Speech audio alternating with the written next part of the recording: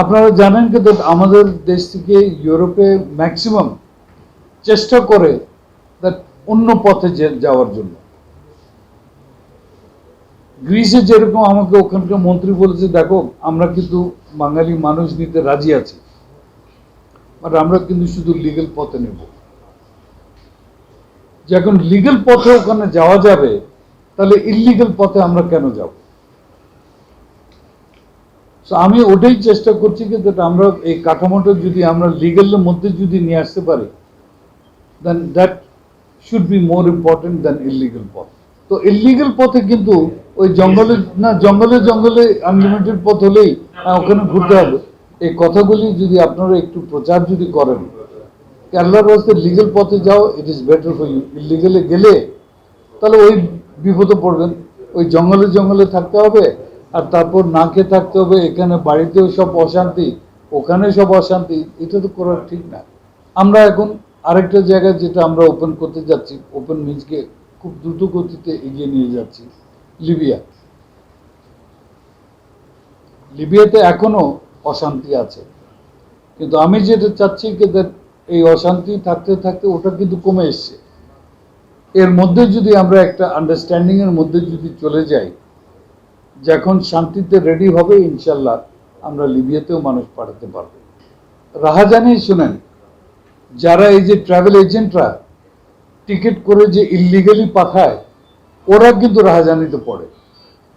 আমার মন্ত্রণালয়ের যারা রিক্রুটিং এজেন্টের থ্রু দিয়ে উইথ যাকে বলে কি দ্যাট সরকারের সাথে আন্ডারস্ট্যান্ডিং এর মাধ্যমে আমি যে মানুষ পাঠাবো, সিন্ডিকেশন এটা কিন্তু খুব কঠিন শব্দ।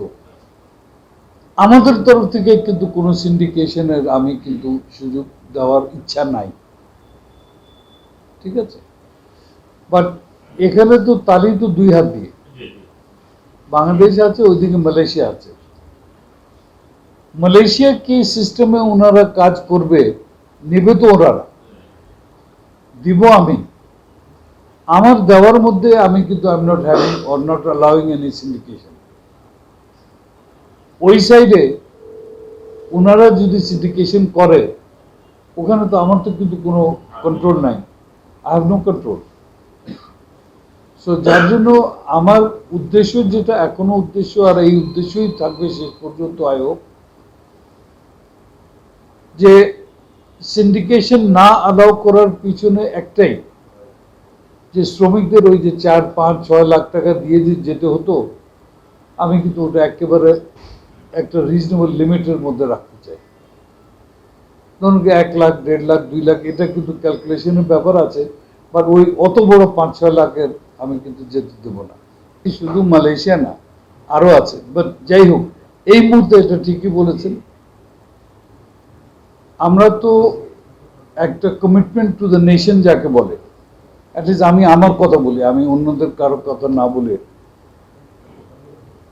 দ্যাট এই যে দায়িত্ব মাননীয় প্রধানমন্ত্রী আমাকে দিলেন, আমি কিন্তু প্রথম থেকে ওই দায়িত্বটা ওই হিসাবে, that I have a commitment to this nation, জাতির প্রতি আমার আছে।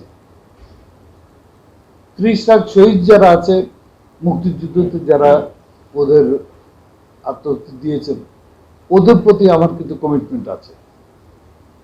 আর যদি আমরা যখন হিসাব করি এই আমরা কয়েকদিন পরেই ইনশাল্লাহ 50 বছর বিজয়ের 50 বছর আমরা কিন্তু পালন করতে যাচ্ছি। আমরা যদি সবাই এটা ওই হিসাবে যদি ধরি, I think it is definitely a big achievement. দক্ষ, ধরুন রাজমিস্ত্রি, হ্যাঁ, পাইপ ফিটার, এগুলি দেয়ার অল দক্ষ, আর এই দক্ষ কিন্তু আমাদের দেশে আছে। আর এই হিসাবে আমি কিন্তু আশা করছি যে আমরা আগের থেকে এখন ওই দক্ষ দিকেই আমরা কিন্তু আরো এগিয়ে যাব।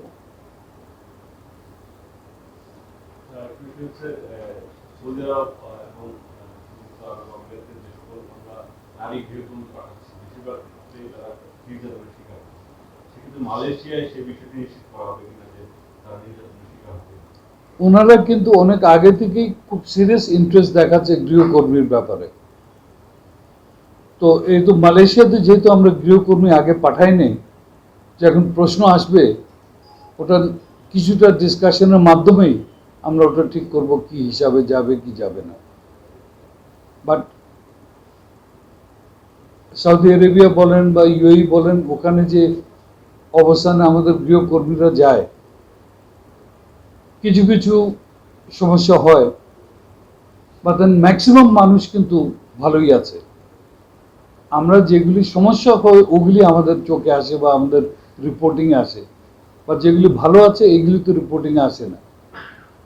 তো আমাদের চেষ্টা ওটাই থাকবে দ্যাট কত ভালো আমরা রাখতে পারি সেই হিসাবে আমরা কিন্তু ছাড় দেব। আমি রিসেন্টলি গ্রিসে ছিলাম।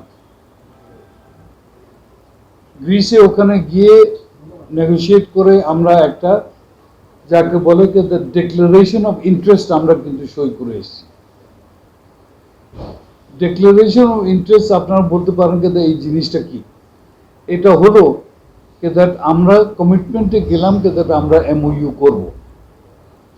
এখন আমাদের জন্য এটা ইম্পর্টেন্ট এই জন্য দ্যাট এখন পর্যন্ত যে কোনো ইউরোপের দেশে আমাদের কারোর সাথে এমওইউ নাই।